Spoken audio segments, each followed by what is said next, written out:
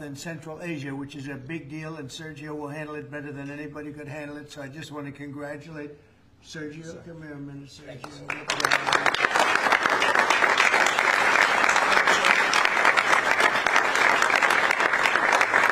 So we are honored to be joined this afternoon by our great Vice President, J.D. Vance. Thank you, J.D.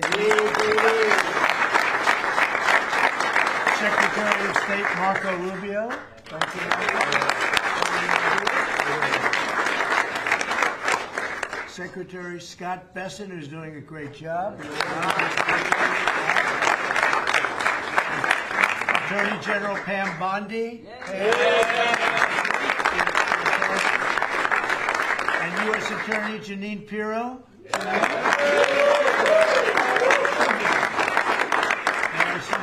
D.C. is a very safe place, Janine, right? Very safe place, and we got to keep it. Yes. Along with Senators Lindsey Graham, Jim Risch, Tommy Tuberville, and Katie Britt. And I will give you an exemption because, you know, they're supposed to be right now in the Senate. And if you guys want to sneak out, nobody will see you leaving. Do you want to do that, Lindsey, or do you want to stay for Okay, you sneak out anytime you want. Thank you. We don't want to screw up any votes, do we? Amen. Okay, thank you. Thank you for being here. But we're also very honored to be joined by Mrs. a very special woman who I unfortunately have seen a lot of lately on television for the wrong reasons. A woman who is great, who Charlie said is the greatest of anybody he knew, best friends and best everything, Erica Kirk. So thank you very much.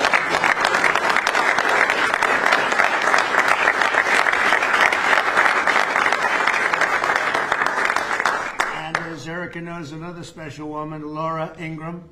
Where's Laura? She's here someplace. Thank you, Laura. And many other true American patriots, great people. 1 year ago, Sergio played a key role in helping us secure the most consequential presidential election victory in the history of our country.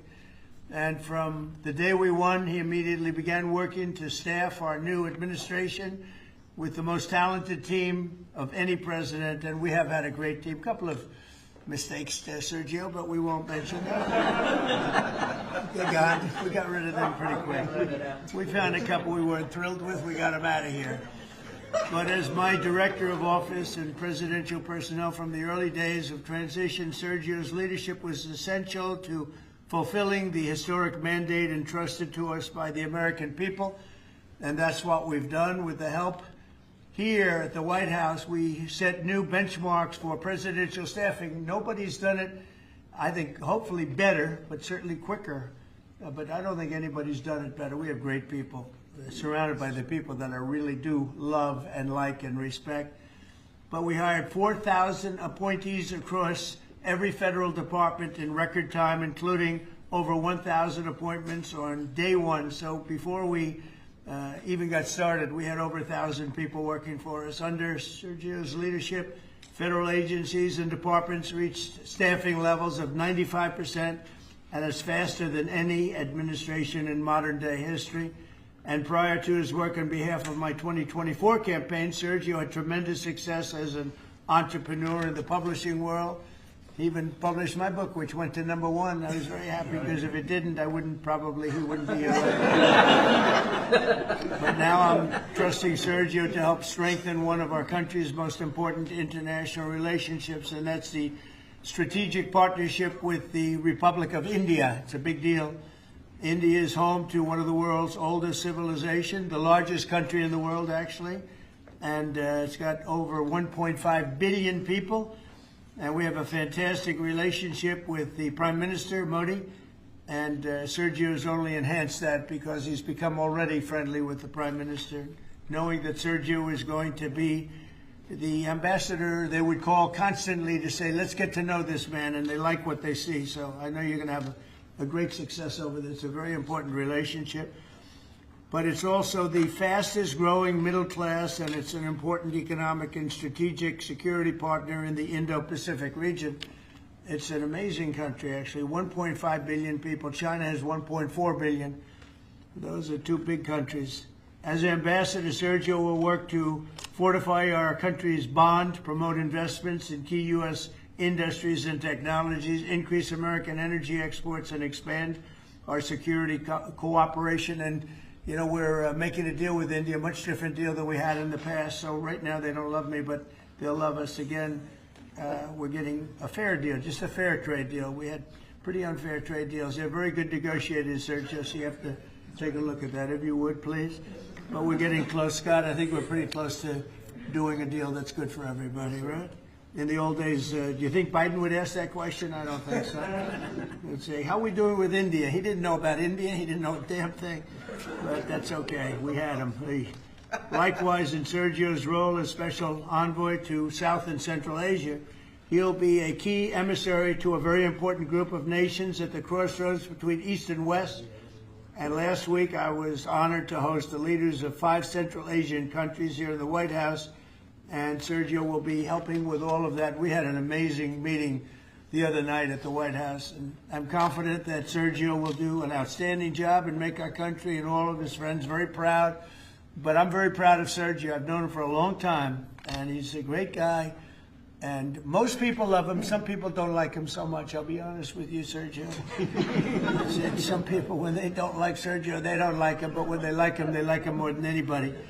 But most of them really are the like category. And I just want to say that I think he's going to be an outstanding representative for the United States of America. And it's a big deal. Being the ambassador to India is a big deal. So, Sergio, congratulations. I know you're going to do a fantastic job. Thank you.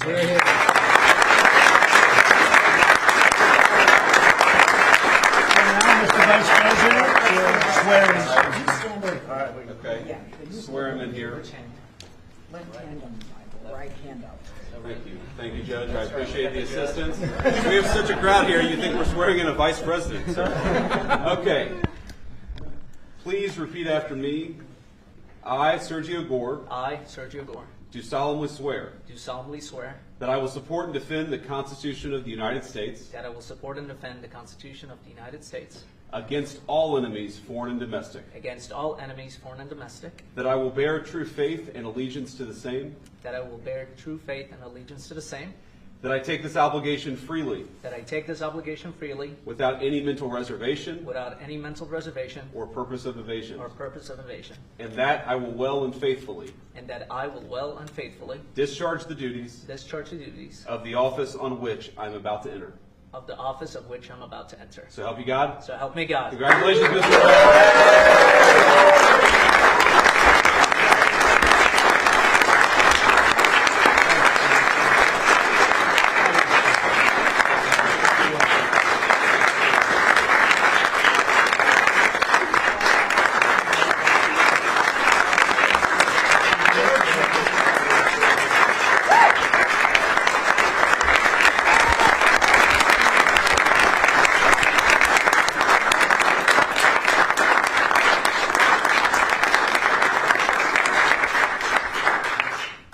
Mr. President, this is an honor of a lifetime. I want to thank first you, what you have done for this country before you came back in, the trouble that this country was facing. I mean, frankly, we were screwed.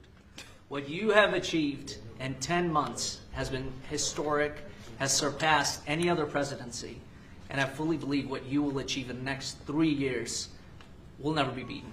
So it has been an honor to serve you. I've been at your side for many years. I will continue to be there. And it's just an incredible honor. And I look forward to enhancing the relationship between our two nations. But again, thank you for entrusting me with this position. And I look forward to doing a great job for you. Thank you very much, Sergio.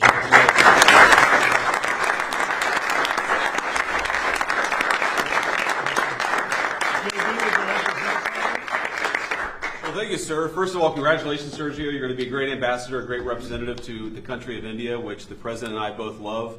As a lot of you know, Sergio was a critical piece of what made the first 10 months such a great success. Obviously, the President's leadership is the most important thing, but you can't do a whole lot unless you've got good people around you. And Sergio did as much as anybody to ensure that the White House was staffed with the very best people, people who were loyal to the President, loyal to the country, and loyal to the agenda that we're trying to implement. So thank you all for being here. I think it's a great testament to you, Sergio, that you got multiple cabinet secretaries, Erica Kirk, the President of the United States.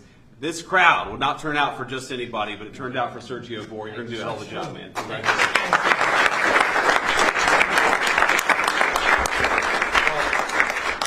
just to echo what Sergio said, Mr. President, you've done a lot for this country, more than any other president has in such a short period of time. And part of that is putting together a phenomenal team. And I know Sergio was instrumental in helping you achieve that. And so we think you'll do a great job. This is a very impressive collection of people. There are almost 1.5 billion people in the Oval Office right now. but Sergio's going to do a phenomenal job. Those of us who've known him, so many of his friends that are here and family as well, that know how hard he works, 24 hours, 7 days a week. And that's what it takes to work in this administration, because of how much you're pushing our country forward around the world and here at home. And we know Sergio will do a great job. So congratulations, Sergio. You're going to do a phenomenal job. Thank you. Thank you.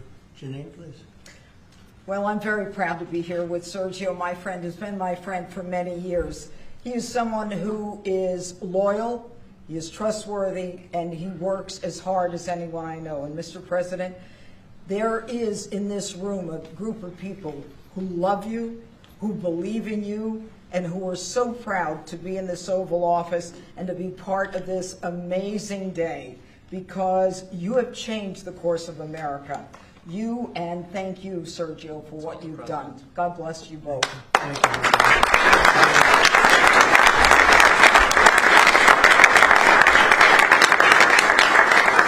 Well, he was also very good friends with a guy named Charlie. We just know him as Charlie, and his wife, who he loves so much, is here with us. And maybe you know how close they were together. Maybe, Erica, you could say a couple of words, please. An honor to, sir.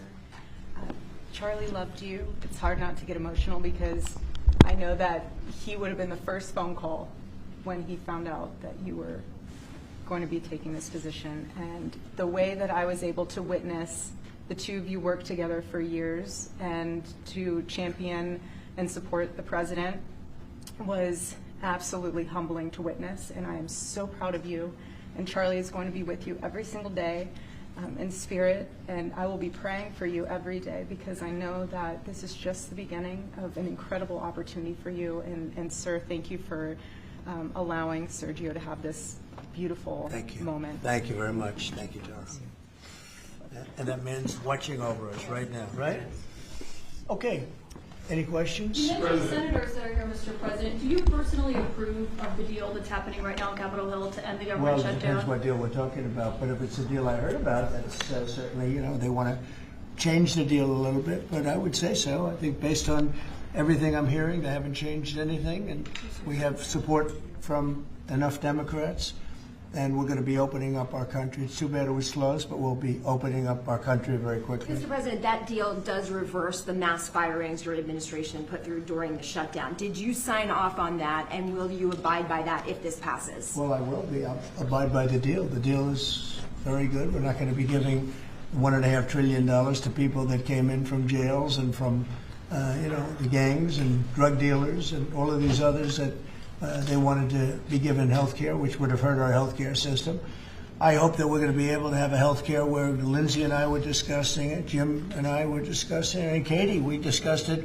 We want a health care system where we pay the money to the people instead of the insurance companies. And I tell you, we're going to be working on that very hard over the next short period of time, where the people get the money. We're talking about trillions and trillions of dollars where the people get the money. Yes, please. The Syria president, sir, could you update us on your meeting? Did you come to any agreements?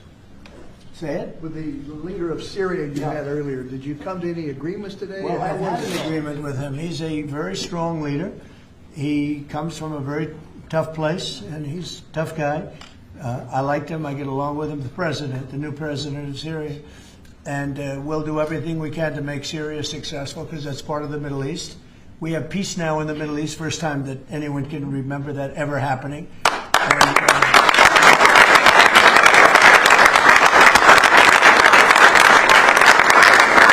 as you know, Syria is a very big part of the Middle East, very important part. If you look back at Syria, for years they had the doctors, the lawyers, they had so many of the great intellects. It's an amazing place with great people. And we want to see Syria be successful along with the rest of the Middle East. So I have confidence that he'll be able to do the job, absolutely. How close are you to a deal on a trade deal with India? Are you willing to consider lowering the current tariff rate? Well, right now the tariffs are very high on India because of the Russian oil, and they've stopped doing the Russian oil. It's been reduced very substantially. Yeah, we're going to be bringing the tariffs down. What kind of level are we talking about here? I mean, How at close some are point, we? no, at some point we're going to be bringing them down. Without tariffs, this country would be in such trouble, as they were for many years. That's why we owe $38 trillion. And one of the things we're going to do, we're going to issue a dividend to our middle income people and lower income people of about $2,000. And we're going to use the remaining tariffs to lower our debt. We're going to be lowering our debt, which is a national security thing. So we're doing a lot of good work. And the numbers were reported so incorrectly. The real numbers are trillions of dollars have been taken in or gotten in terms of investment from the tariffs. And so if that were ever reversed, it would be a disaster. Frankly, it would be a national security problem for our country. And nobody thinks it's going to be reversed. I think we had a very good court case. As you know, it's before the Supreme Court right now. But if that were ever reversed, people are saying, oh, it's $1 billion. Some people said, oh, it's $2 billion. Well, that obviously we can handle very easily. But this is trillions of dollars we're talking about in terms of the tariff income and all the investment income that's come into our country. We have more than, I would say right now, more than $18 trillion. The biggest number ever is a tiny fraction of that for any country. China, the United States, the biggest number ever. If you look at the past administration, Biden, he did less than $1 trillion in 4 years. We're over 18 trillion. By the time my first year ends, we're going to have over $20 trillion of investment coming into the United States. It's unheard of. We have AI factories. We're leading China by a lot. We have cars and car plants coming in by more than we've ever had built before. All of that would go away if we lose the tariff case. So all of it would go away. So they're not giving the right numbers. It would be an economic disaster. It would be a national security disaster if we lost the case in the Supreme Court. Can we expect that tariff Yes. rebate? This is an idea that you've been talking about for months. This is going to directly and positively impact millions of Americans. Why was this important for you to do, and when can Americans expect that rebate? So I've been talking about it for a long time, the dividend to people that, have suffered under the Biden administration. So Biden had the highest inflation in history, and we now are at a very low point. We're going to be hitting 1.5% pretty soon. So we're at a low point, and he was a high point. We did that. Food prices are way down. It's all coming down. And the biggest decrease, of course, is energy. And, as goes energy, goes everything else. Because when energy comes down, the oil, the electric, I think you're going to see $2 gasoline or something very close to that. In fact, we're already in the twos. But I think you're going to be seeing very soon $2 gasoline. That's like the equivalent of a massive tax cut. But in addition to that, the great big beautiful bill gives you a very, very big tax cut. And then you have no tax on tips, no tax on Social Security, and no tax on overtime for the middle income and for even, frankly, anybody. But you have no tax, and the no tax on tips has turned out to be a tremendous thing.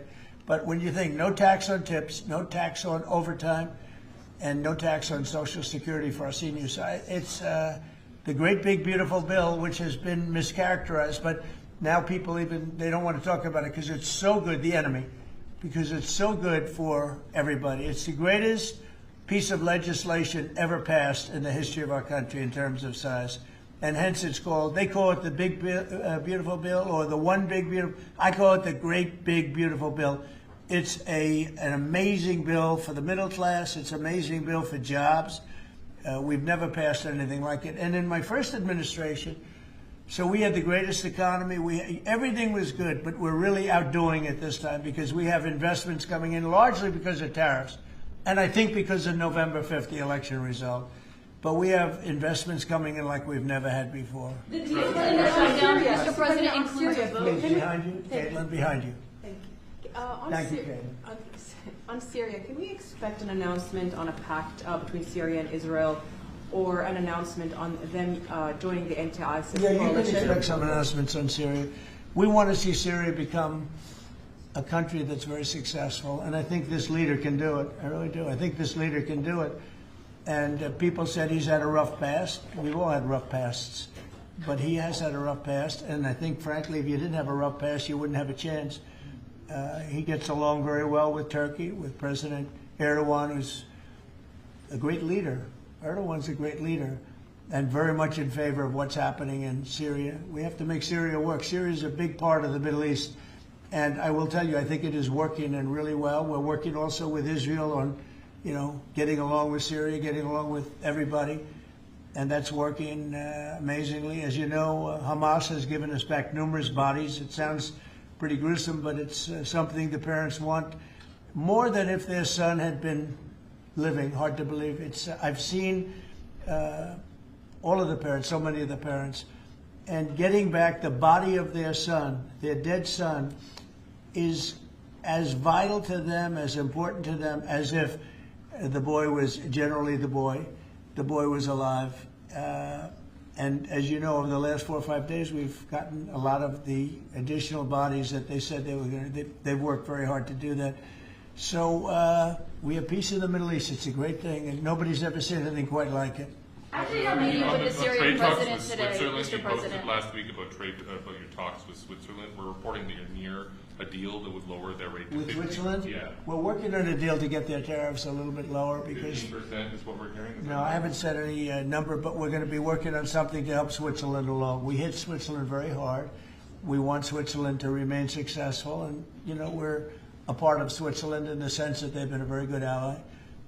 Yeah, we're working on them and some others, and we're working on others to increase them a little bit too. How close is it with Switzerland? Switzerland? What, you have something to do with No, Switzerland? I'm just He wants to buy a watch. He wants to buy a watch. He wants to buy a nice watch. He's a cheese. He wants to buy a nice Rolex. We'll give Rolex some publicity. Because Rolex has they've been very nice, No, look, it's a beautiful country. It's a small country, but economically very big. So we're working on something. After Caitlin? a meeting with the Syrian president earlier today, Marjorie Taylor Greene, who is a big ally of yours, said that she would rather see you focused on nonstop domestic policy meetings here at the White House instead of nonstop foreign policy meetings.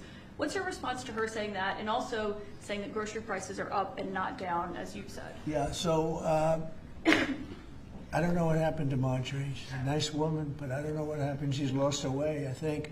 But I have to view the presidency as a worldwide situation, not locally. I mean, we could have a world that's on fire where wars come to our shores very easily if you had a bad president. We had a horrible president, and we ended up with Russia, Ukraine, and we ended up with other disasters, too. Don't forget, I put out 8 wars, 9 to come. I think I'll get the other one taken care of. But I put out 8 wars. And look at the damage that Russia, Ukraine has done to us as a country. I mean, we spent $350 billion. We're not spending any money anymore. Now they pay us through NATO. I got NATO to go from 2% to 5%. Well, that's very important. When you're president, you really sort of have to watch over the world because you're going to be dragged into it. Otherwise, you're going to be dragged into a world war. I think if I weren't president, first of all, that war would have never happened if I was president. And if I weren't president, that war could have led to World War III. It won't. It's not going to anymore. But when I first got in, I said, wow, this situation could lead to World War III. And I got NATO together. I got everybody together. But with all of that, I passed a great, big, beautiful bill, which is the biggest tax cuts in the history of our country. So when somebody like Marjorie Taylor Greene, who's now catering to the other side, I don't know what, I guess she's, got some kind of an act going, but I'm surprised at her. But when somebody like Marjorie goes over and starts making statements like that, it shows she doesn't know. I don't devote a lot of my time. Let me give you another example. China. China was going to hit us with rare earth. Now, everybody says, well, what does that mean? Magnets. If China refused to give magnets, because they have a monopoly on magnets, because they were allowed to happen over a 32-year period, there wouldn't be a car made in the entire world. There wouldn't be a radio. There wouldn't be a television. There wouldn't be internet. There wouldn't be anything because magnets are such a part. Now, nobody knows what magnets are, and not overly sophisticated, but to build a magnet system would take 2 years. So if I weren't able to say to China, look, if you're going to do that to us, we're going to charge you 158% tariff. It was 100% on top of 58%. And China called up immediately and said, we will make peace. And we made peace. We made a great deal. We made an unbelievable deal. China's paying tariffs to the United States, not the United States paying tariffs to China, which has always been the way it was. Nobody can believe these deals. But so when somebody makes a statement about he's devoting time to the world, well, the world is the United States, because if the world's in trouble or if the world is ripping us off, you know, the world was ripping us off before I came here. Europe was getting massive tariffs. They were sending us 9-10 million cars a year. We were sending them none. They were not taking our agriculture. We were taking massive amounts of their. It was so unfair. Now we have a deal where $950 billion is coming into the United States because of me and because of tariffs. So if I don't do all these things, our country is doing very poorly. So, you know, it's easy to say, oh, don't worry about the world. But the world is turning out to be our biggest customer. The world was on fire. And we could have been in that fire very easily if you didn't have a president that knew what he was doing. Can you guarantee to Americans that travel is going to go back to normal once the government all the air It'll travel go better delays. than normal. You know why? When the government reopens. Yeah, sure. It'll be much better than normal because we're buying the most sophisticated avionics and, you know, technology for our control towers. And we didn't have that. We had a guy named Buttigieg. Edge, they say, is the best way. Just say two edges, like off the edge of a cliff, which is where they were taking us, by the way. Edge was the Secretary of Transportation, and he spent billions of dollars trying to patch together our air traffic control system, which was a conglomeration of all different systems in all different cities. They had hundreds of companies working on it. And they were spending billions of dollars. And when they turned it on, it didn't work. It didn't even work a little bit. That's why you had a helicopter crashing into an airplane, that if we had a great system, bells and whistles would have started going off. So we are now in the process. We're in final bids of getting the finest system anywhere in the world. I've analyzed it. Sean Duffy has been working really hard on it, doing a fantastic job, by the way. And over the next 2 or 3 weeks, we'll be handing out the finest air traffic control system anywhere in the world. All the towers will be equipped. They were going copper wire into glass wire into other types of wire. And if you knew anything, you know copper wire doesn't work with glass. You know glass doesn't work with other substances. And they spent billions of dollars, and when they turned it on, nothing happened. Okay? We're getting the most sophisticated, all brand new. Every control tower will have the same exact system.